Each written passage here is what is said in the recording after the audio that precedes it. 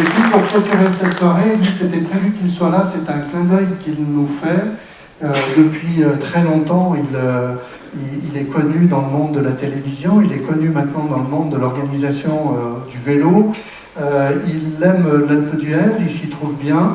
Il vient, ma foi, dès qu'il peut, à l'occasion du Tour de France. On espère d'ailleurs qu'il reviendra. Mais je voudrais laisser la parole 2 minutes à notre ami qui nous fait l'honneur d'être là, Christian Prudhomme.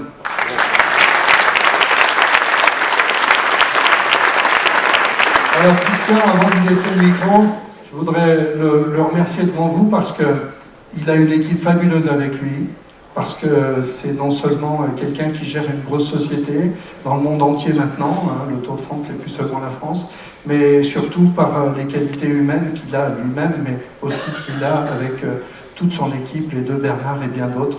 Donc merci Christian et merci d'être avec nous ce soir. Bonsoir, merci à toi Jean-Yves. Bonne année d'abord. Oui, ça fait quelques années que je connais l'Alpe d'Huez puisque mes parents, mes frères et sœurs, nous étions venus à une époque où il y avait encore les anneaux olympiques des Jeux de Grenoble sur la route. C'était à Pâques 1969 et je me demandais dans quelle catégorie on pouvait ranger la montée qui est désormais la montée mythique de l'Alpe d'Huez. Les liens entre le Tour de France et l'Alpe, ils sont profonds, ils sont solides, ils sont historiques. La toute première arrivée au sommet de l'histoire du Tour de France, c'était à l'Alpe d'Huez en 1952. Le vainqueur était l'un des plus célèbres champions cyclistes de l'histoire, Fausto Coppi. Depuis, il y a eu 29 arrivées et 30 passages, puisqu'en 2013, comme vous le savez, pour la 100e édition, nous sommes passés par Sarenne et on est venu 2 fois. Bien sûr qu'on a très envie de revenir. Vous savez, nous sommes des locataires quand on organise des courses cyclistes. On ne peut pas aller quelque part sans l'aval d'un maire, d'une maire, pour une ville départ, pour une ville arrivée, sans le oui de la communauté de communes, sans le go du département pour les routes.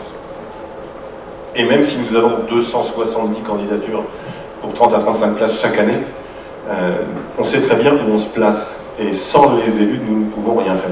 Ce n'est pas une question d'argent, c'est une question de dire oui ou de dire non.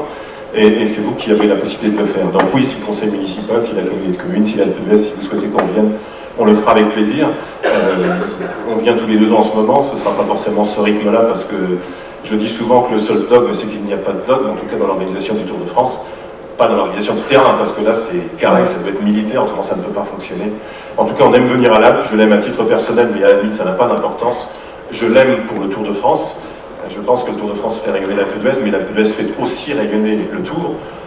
Je suis un ancien journaliste, on a vu un certain nombre de choses. François Badjeli nous montrait tout à l'heure des coupures de presse où la puissance, la force de l'Alpe dans les réseaux sociaux, et c'est aujourd'hui essentiel.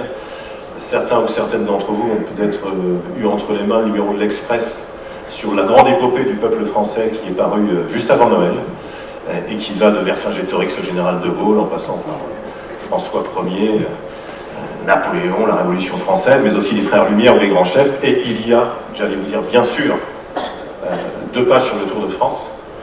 Et dans ces 2 pages sur le Tour de France, quelle est la station de sport d'hiver qui est citée? C'est l'Alpe d'Huez, ça n'est sûrement pas un hasard. Je voulais vous dire aussi que j'ai entendu quelque chose qui est très très important. Vous avez parlé de groupes de travail en commun. Il y a une évidence, hein, je ne vais pas vous citer du Victor Hugo, mais et pourtant jeune encore, mais souvent éprouvé, j'ai un souvenir profondément gravé dans ces plis de mon front qui cachent mes pensées.